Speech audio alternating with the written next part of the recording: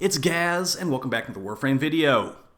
Today we're going over the Amar ARCHON hunt fight, and what you can do to easily clear this with no problems at all.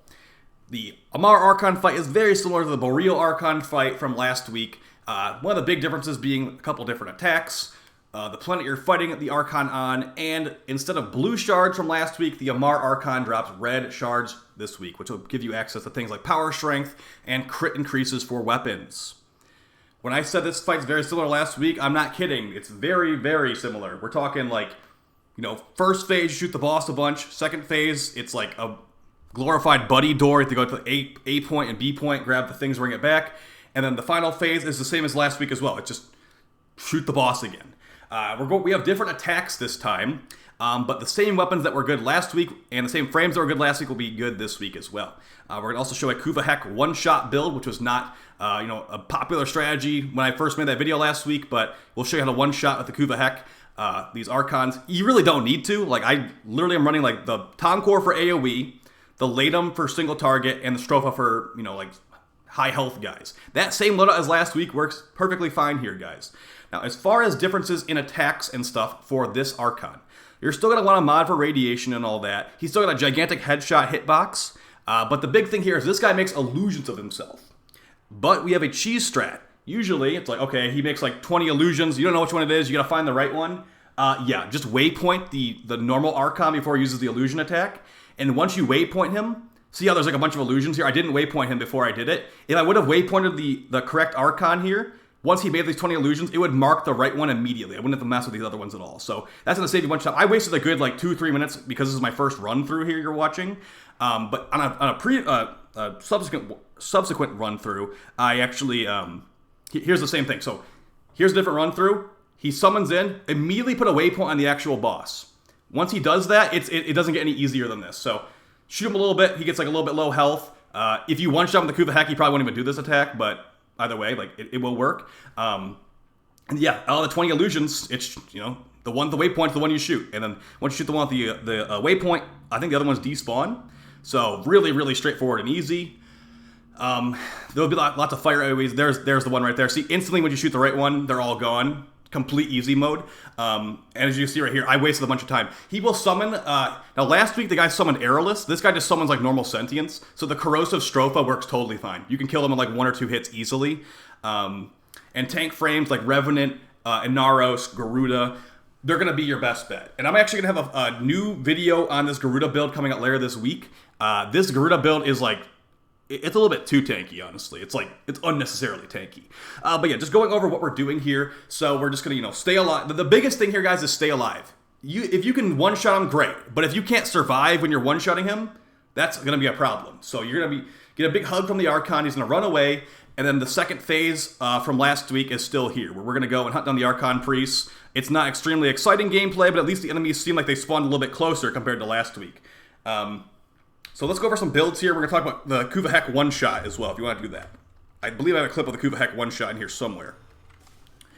So yeah, this is the fun part. We can just talk about other things that aren't just running to the Archon priest and grabbing their little boxes. So as far as weapons, I don't have an exact... If I had a radiation Kuva Hek, I think it would be an easy one-shot, but I actually didn't have a radiation Kuva Hek. But all you need, basically, is you need to have Void Strike, and you need to have the Kuva Hek with a radiation build. That's the wrong clip. If you have radiation Kuva Hek and like multi-shot, if you have a multi-shot riven, it's even better. I have a multi-shot riven, so we'll show that with the multi-shot riven here. You will one-shot him very easily. I keep bringing up the wrong clips. And that's going to require you to hit him in the head. We're going to show the build, but our primary Deadhead will give you an increased headshot multiplier. Very good for taking out... Here we go. So our Revenant's second ability is like completely busted. Like, they probably just overbuffed them because Revenant Prime is coming out soon. You can get some Galvanized stacks if you want to, but the big thing here is just Void Strike and Blast Away. You can even Viral Proc if you feel like it, but it's up to you. You don't technically need the Viral Proc. Void Strike's your number 1, and boom. I don't think I actually one-shot him there, but that was like a mostly one-shot. So, yeah, we'll show that build, and then, yeah, there's really not much to go over here, guys. It's the same fight as last week, but... different, you get red shards instead of yellow shards, or instead of blue shards. So that means next week we'll get yellow shards from Nira, which is the snake Archon. And yeah, Rant video tomorrow. I think this loot system really sucks. and it's like, I didn't think that this is an extremely crappy feeling loot system, bottlenecked, boring. The loot itself is kind of cool, like getting Archon crystals is cool, but 1 per week sucks. And also, they currently still haven't released the call missions. Like, I've already done my Archon sortie this week, and there's still not a call mission out. We're supposed to get like 1 shard per week from call, I believe, but that's gonna require you doing call missions. As far as like actual Warframe gameplay, 1 per week. I hope they change that, but yeah, rant video tomorrow about how lots of problems with this update, personally. All right, so like I said, it's the same thing as last week. Let's go over some builds here. If you want to watch the build video from last week, it's totally still applies here. But what I rocked the Kuva Tonko for AoE egg clear. I don't think I even fired it, so you can just go with the Fenmore, the Heck in this slot. Watch the Kuva Tonko video from yesterday. This was not really utilized, so I would not recommend that. The Latum, on the other hand, was utilized into Radiation Fire Rate build with minus crit. The Incarnon mode is the anti-crit synergy. Tenant Strophe for taking out trash ads. I actually put a red Archon. I got the red Archon shard, put it on my Garuda. It gives melee crit damage, very good for her claws, pretty good for the Stropha, and I actually put a blue crystal on Garuda as well for increased armor, makes you even more tanky. As far as a Revenant build, it's really like super straightforward. Strength, and yeah, strength. Corrosive protection should work on them, but yeah, mostly just strength and energy. So really good stuff there. Mesmer skin is like kind of imbalanced right now. As far as the Kuva Hek build, this is what I was rocking. If I went for a full galvanized stack, should have been an easy one-shot. My multi-shot crit chance riven also probably helped. If you don't have a multi-shot crit chance riven, it's fine. It should be just put multi-shot, whatever multi-shot mod you got. Pretty straightforward. And yeah, you actually don't even need galvanized mods either, so it's really up to you. And the Fenmore video from build from last week will also work. So whatever you got, guys, just rock it. I'm gonna link the previous video in the description again. But as you can see, the second phase is the exact same thing as the first. He summons an ads, does some fire AoE attacks. He'll make illusions. If you waypoint him, it's cheese mode. Like, kudos to whoever said that to me earlier, because I did not realize that at first. It is definitely cheese to waypoint him. They'll probably end up patching that out. Also, they might end up patching out the Kuva Hek thing, because the one-shots, DE doesn't like their bosses getting one-shot. Well, their air quotes endgame bosses being one-shot. Not that I would really call this endgame, but they call this endgame, so. Yeah, as far as, additional tips and tricks, like I said earlier, survivability is your #1 priority. Waypoint the Archon, and, that Stropha Corrosive build will be very good for taking out those high-level sentients. So I'm not expecting the one next week to be very hard. Oh, here's one thing. No, not concerning this fight, but earlier in the sortie, there is a rescue mission with Narmer hacking. If you don't remember Narmer hacking from the new war, it's kind of like, lining this thing up. If you are bad at hacking in this game, I'm going to show you an basically a hacking cheese build. And it will help you, because I'm guessing there will most likely be a spy mission next week with the Narmer hacking. I'm going to show you this build just in preparation for next week. I do hope that they eventually change this stuff to be maybe more exciting, but I'm not holding my breath on that.